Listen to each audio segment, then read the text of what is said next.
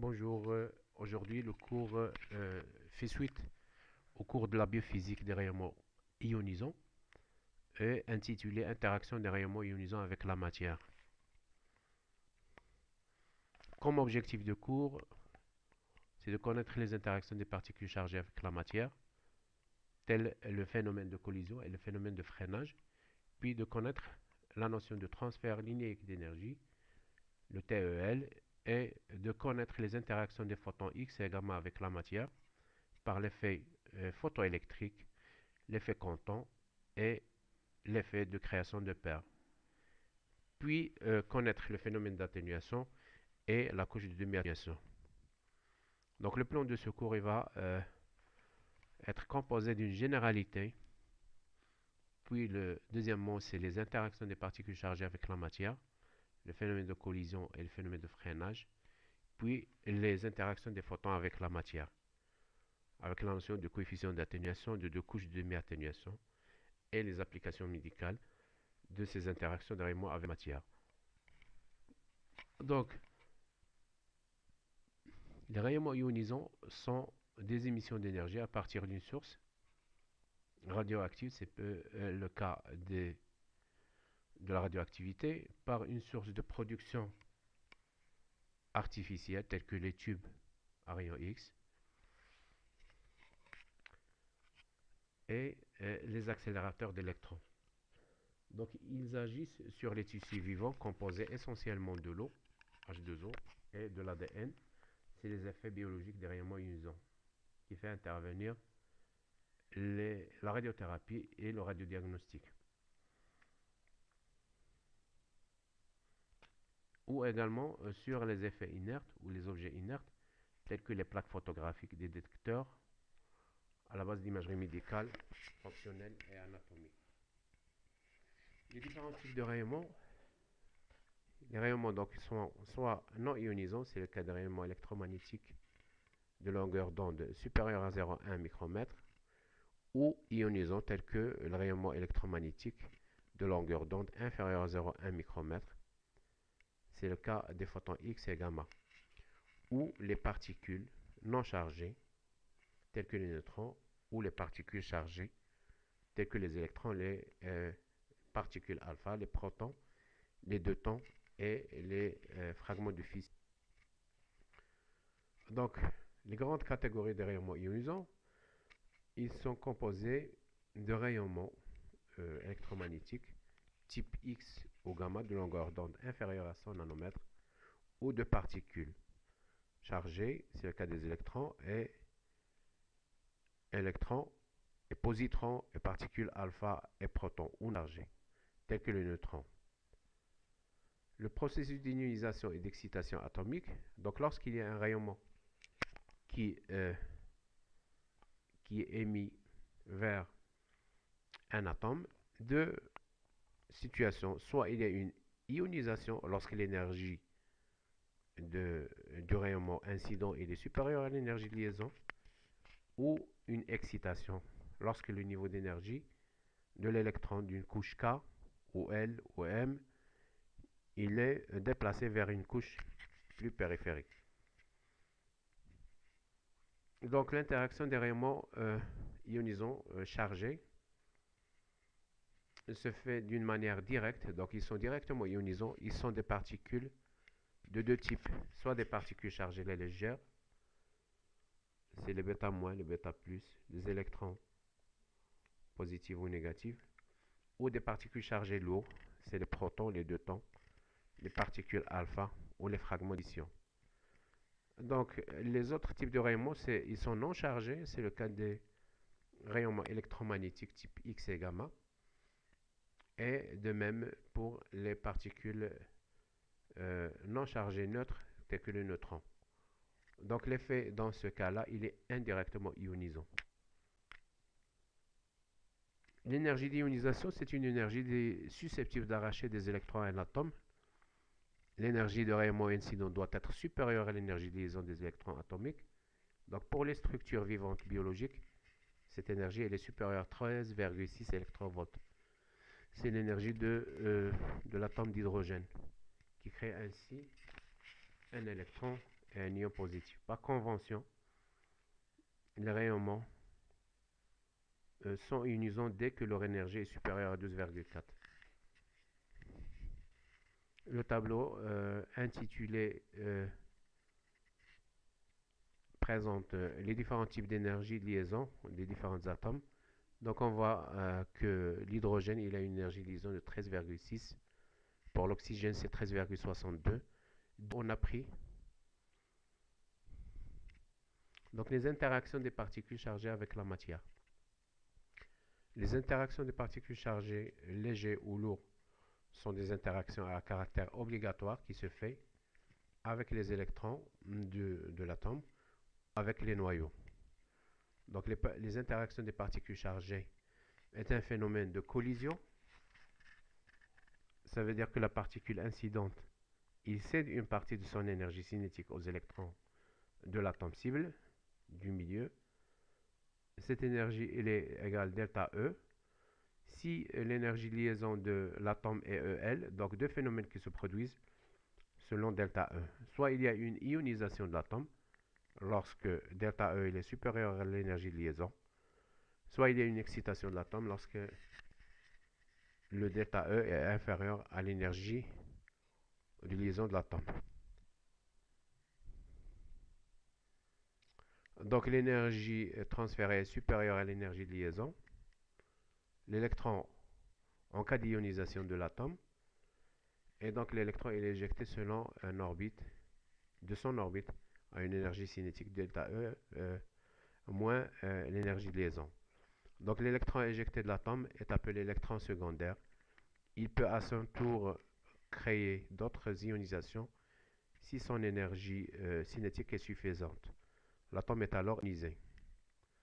L'excitation de l'atome, si l'énergie transférée est inférieure à l'énergie de liaison, donc delta E, il sert seulement à déplacer l'électron atomique d'une couche profonde vers une couche périphérique.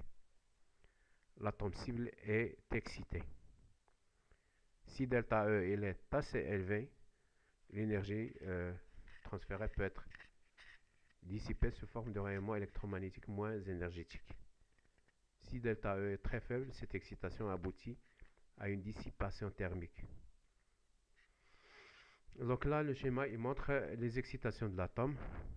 Premièrement, il y a le rayon incident, ou la particule chargée incidente, qui va déplacer l'électron de la couche interne vers une couche externe. Et puis troisièmement, c'est qu'il y a un retour de l'électron à son état initial avec une émission d'un photon lumineux. C'est le principe de la production des rayons laser. Pour quantifier l'énergie transférée, on parle du transfert d'énergie linéique, TEL. Le TEL mesure la quantité d'énergie transférée au milieu par unité de longueur de la trajectoire.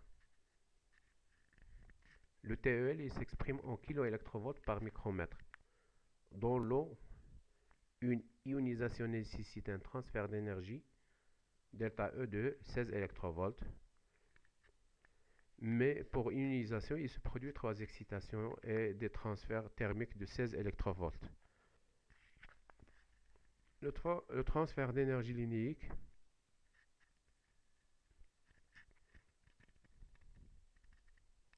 d'un rayonnement incident du milieu traversé dépend de trois caractères. D'abord, la nature du rayonnement, si c'est un rayonnement très énergétique ou non. Donc l'énergie est également du rayonnement. L'ionisation se fait à 16 électrovolts pour la molécule d'eau. Et la nature de la matière traversée. La matière vivante en milieu biologique, c'est de l'eau. Donc le transfert d'énergie linéique, TEL, pour la particule de vitesse faible devant celle de la lumière. Le TEL est donné par la formule TEL égale K fois Z au carré fois petit n fois Z sur V au carré, avec K une constante. Z c'est la charge de la particule incidente, N le nombre de particules cibles et Z le numéro atomique de la cible. puis petit v, c'est la vitesse de la particule incidente. Donc cette formule nous montre que la vitesse de la particule incidente, il est au dénominateur. Ça veut dire que lorsque la vitesse est nulle, le transfert il est au maximum. Donc le transfert d'énergie linéique nous montre qu'à chaque interaction, la particule incidente il cède une partie de son énergie cinétique au milieu cible jusqu'à ce qu'elle soit complètement arrêtée. Quand V égale à 0, c'est-à-dire la fin du parcours, l'énergie transférée est maximale. D'où les particules chargées peuvent être arrêtées par des écrans d'une épaisseur bien déterminée. Le schéma, il montre que les particules légères telles que l'électron et le positron, ils peuvent avoir une trajectoire en ligne brisée. Et l'énergie, à la fin du parcours, il est maximale avec une vitesse qui est nulle. La densité linéaire d'ionisation, le nombre de paires d'ions, c'est le nombre de paires d'ions créés par une particule incidente par unité de longueur de la trajectoire. La densité linéaire d'ionisation s'exprime en paires d'ions par micromètre. Donc si Wi est l'énergie moyenne transférée pour chaque ionisation, on a le transfert d'énergie linéaire qui est égal D2Li fois Wi. Les interactions des particules chargées avec le noyau de l'atome cible. Donc cette fois-ci, quand la particule chargée il passe à proximité du noyau atomique de la cible, il est attiré ou repoussé selon que sa charge il est positive ou négative. C'est le phénomène de freinage. Quand la particule est déviée, une partie d'énergie cinétique est mise sous forme de rayonnement de freinage. On l'appelle en allemand Bremsstrahlung, qui est à la base de la production des rayons X en radiologie. Donc le phénomène de Bremsstrahlung représente les types d'interaction des particules chargées telles que l'électron avec le noyau d'un atome. C'est à la base de la production des rayons X et on appelle les rayons de freinage.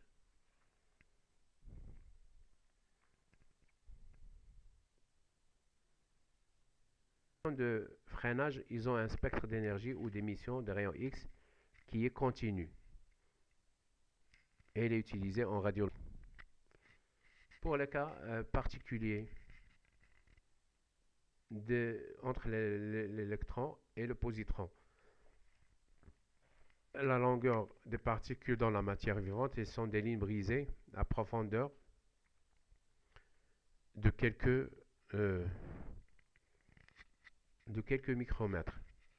Pour la particule étant légère, chaque transfert d'énergie par collision au freinage, il se traduit par un changement de direction importante, jusqu'à 180 degrés. Des particules légères, pour la différence entre l'électron et le positron, c'est la réaction d'annihilation. Le positron, quand il épuise son énergie cinétique en fin de parcours, il se crée deux photons Hmu de 511 kV.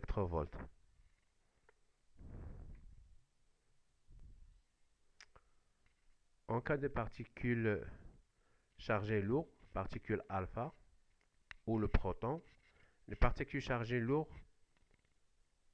ils ont une vitesse faible, d'où le transfert d'énergie linéaire il est élevé. Et le transfert d'énergie n'influence pas sur la trajectoire qui est rectiligne et peu profonde dans la matière, quelques micromètres. Et puisque les particules sont lourdes, donc le transfert d'énergie linéaire, on va avoir une vitesse qui est faible, d'où toute la trajectoire, il y a un dépôt d'énergie, mais il est maximal à la fin du parcours, c'est-à-dire quand la vitesse il est petite, très petite, tend vers 0.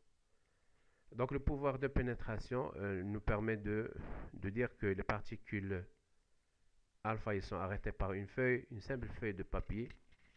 Pour les particules bêta, ils sont arrêtés par une feuille d'aluminium, alors que pour les rayons gamma, ils sont atténués mais non pas arrêtés complètement. La courbe de Bragg, c'est une courbe qui permet de schématiser le parcours des particules lourdes et qui va nous montrer que le nombre de paires d'ions par millimètre qui vont parcourir, c'est de 4 micromètres au niveau du pic. Donc il nous permet de situer le point de positionnement des sources dans le cas de traitement par les faisceaux de protons, la protonothérapie. Pour les applications médicales, donc les interactions des particules chargées lourds et légers, ils sont utilisés en radiothérapie. En sélectionnant l'énergie cinétique des particules, on peut ajuster la profondeur du pic de Bragg et celle d'une tumeur. C'est le cas de protonothérapie. On peut ainsi mieux protéger les tissus sains environnants. Et les accélérateurs des électrons ils permettent de faire la radiothérapie externe dans les tumeurs, surtout superficielles, telles que les tumeurs cutanées ou de la sphère ORL. La radioprotection, donc les particules chargées, ils sont limitées dans la matière et arrêtées par quelques centimètres d'air, quelques feuilles de papier ou couches de cornée de la peau. Donc il n'y a pas de risque d'exposition externe. Mais l'exposition interne par l'absorption des radioéléments, en cas de médecine nucléaire, de radiothérapie par métabolique, il y a le danger des radiations localisées et pénétration par pénétrant dans l'organisme. Donc là, c'est l'interaction des particules chargées lourdes et légères. Le deuxième chapitre, c'est les interactions des photons avec la matière, tels que les rayons X et les rayons gamma. Tout d'abord, donc c'est des interactions qui sont indirectement ionisantes. Et on a le spectre électromagnétique des rayonnements ionisants, les rayons X et gamma. Ils ont une énergie très élevée, de l'ordre de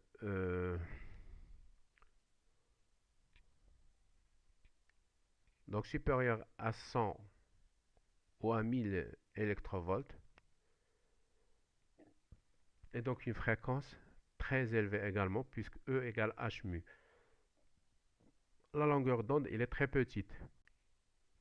L'origine des rayons X, deux origines, soit par le phénomène de freinage des faisceaux électrons accélérés après le noyau, soit par le retour à l'état fondamental d'un atome excité. C'est les rayons X caractéristiques. Pour les rayons gamma, ils sont d'origine nucléaire, c'est-à-dire émis par les noyaux qui passent d'une transition d'un état excité à un état stable. C'est le phénomène de radioactivité. Et ils ont des énergies plus élevées que les rayons X. Les effets globaux des photons, il y a trois grands effets. Avant de parler des effets, on va voir que les caractéristiques des rayonnements type X ou gamma, c'est-à-dire les rayonnements électromagnétiques, ils sont caractérisés par leur énergie, par leur fréquence et par leur longueur d'onde. E égale H mu égale Hc sur lambda. C'est-à-dire que lorsque la fréquence il augmente, l'énergie également, puisque H est une constante. Et inversement, la longueur d'onde diminue. Les effets globaux des rayonnements type photon X et gamma, il y a deux grands effets. Avec les électrons, l'interaction avec les électrons va nous inciter à parler des effets photoélectriques. L'interaction avec également avec les électrons, c'est les effets quantons. Lorsque l'interaction se réalise avec le noyau, on parle de matérialisation. Donc l'atténuation d'un faisceau de rayons X, il est étudié à travers des collimateurs avec une interaction avec un matériau M et un détecteur qui va mesurer le faisceau de photons qui vont traverser le matériau M d'épaisseur X. Donc lorsqu'un faisceau de rayons X ou de photons gamma pénètre dans un milieu matériel, on constate une disparition progressive des photons primaires qui le constituent. L'atténuation est due à l'interaction d'un certain nombre de photons avec les particules matérielles de la cible, notamment les électrons atomiques. Et donc on va avoir une courbe ou une formule de décroissance exponentielle de faisceaux de photons qui vont traverser l'écran en fonction de l'épaisseur de l'écran et en fonction de la nature de cet écran. Donc la loi qu'on va avoir, c'est une loi d'atténuation d'un faisceau de photons. Cette loi Nx égale N0 exponentielle moins mu x, avec N0 c'est l'intensité de rayonnement incident, Nx c'est l'intensité des rayonnements qui ont traversé la matière avec une distance x, ou rayonnement transmis. Et le mu c'est le coefficient d'atténuation linéaire totale. Donc le coefficient d'atténuation linéaire, il fait intervenir le mu, c'est-à-dire le coefficient ou la probabilité d'interaction d'un photon par unité de longueur avec la matière. L'unité de mesure, c'est le centimètre moins 1. Le coefficient d'atténuation linéaire qui caractérise les matériaux, il dépend de la nature du matériau cible, l'énergie des photons, et d'où on a le coefficient massique, qui est le rapport de coefficient d'atténuation sur la masse volumique. L'unité, c'est le mètre carré par kilogramme ou le centimètre carré par gramme. Donc ces relations de nx égale n0 exponentielle moins lambda t est une relation qui est exponentielle décroissante et qui montre que on ne peut pas, par interposition d'écran, atténuer un faisceau de photons, mais on peut pas arrêter un faisceau de photons, mais on peut l'atténuer. La couche de demi-atténuation, après la formule qu'on a, on peut déduire que la couche du CDA, ou le nombre de faisceaux qui est réduit de moitié, fait intervenir la couche de demi-atténuation. La couche de demi-atténuation, il permet de diminuer un faisceau de rayonnement de moitié. D'où le CDA égale ln de 2 sur mu égale 0,693 sur mu. C'est une unité de mesure de longueur. La couche de demi-atténuation est très importante en radioprotection. Le plomb est le matériau le plus utilisé pour atténuer l'intensité des rayons. La couche de demi-atténuation, on peut la schématiser sur une courbe de variation de nombre de rayonnements transmis par le CDA. Donc une seule CDA, il est de 50% réduit le faisceau initial. Deux CDA, le faisceau initial est réduit de 75% et ainsi de suite. Le coefficient d'atténuation et le CDA, il dépend de l'énergie des photons et il dépend du matériau traversé. Donc le mécanisme des interactions des rayonnements ionisants entre les photons et la matière,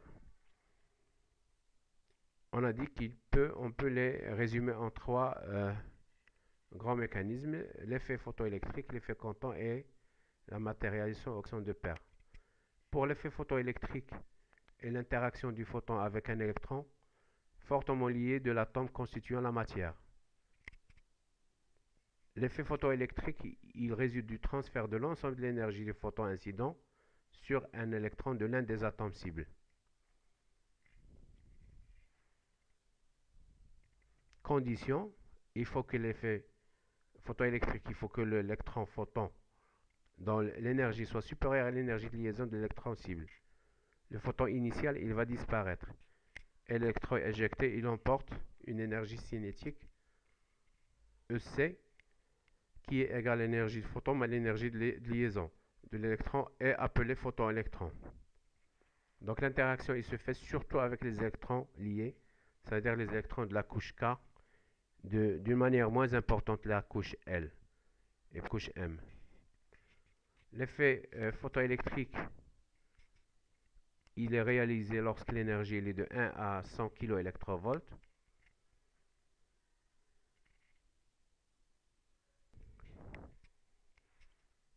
Donc l'électron éjecté, il va ioniser et exciter les atomes qui sont à proximité de l'atome où il y a l'effet ou l'interaction de rayonnement avec la matière.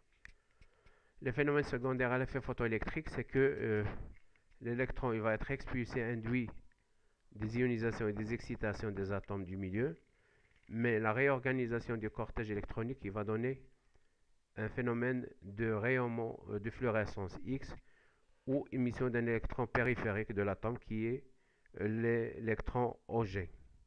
C'est l'effet Auger. Le deuxième type d'interaction de rayonnement ionisant type X ou gamma avec les atomes, c'est l'effet Canton. Donc l'interaction il se fait entre un photon d'énergie E égale h mu et un électron libre ou faiblement lié de l'atome cible. L'électron Canton est diffusé avec une énergie WE et un photon diffusé avec un angle θ avec la direction temps incident. Ce phénomène est appelé diffusion. Canton, il représente l'interaction des photons avec les électrons de la couche périphérique et les photons ils sont alors diffusés avec une énergie inférieure à son énergie incidente. L'électron subit un recul selon l'angle θ. Donc l'électron Canton, elle va former un angle phi avec la droite de la trajectoire du photon incident et un angle θ va former le photon diffusé avec une énergie E égale h mu prime qui est inférieure à l'énergie initiale du photon incident qui est de h mu. Pour l'effet Canton, le devenir de l'électron de recul, normalement l'énergie, les conditions pour qu'il y ait un effet Canton, il faut que l'énergie soit du photon incident soit entre 100 kV et 1 MeV, 1 mégaélectrovolt. Les phénomènes secondaires à l'effet Canton, il y a les rayonnements diffusés, l'altération de l'image en cas d'imagerie radiologique par ces photons diffusés, et il y a le risque d'irradiation du personnel, surtout les techniciens de radiologie. Le troisième effet des rayonnements X ou gamma avec la matière, il se fait avec l'atome au niveau du noyau. D'où le phénomène de création de paires. Il y a la première condition, il faut que l'énergie du photon incident soit supérieure à 1,022 MeV. Il est réalisé à proximité du noyau, avec une création de deux paires, un électron et un positron, et disparition du photon. Énergétiquement impossible. 11 MeV.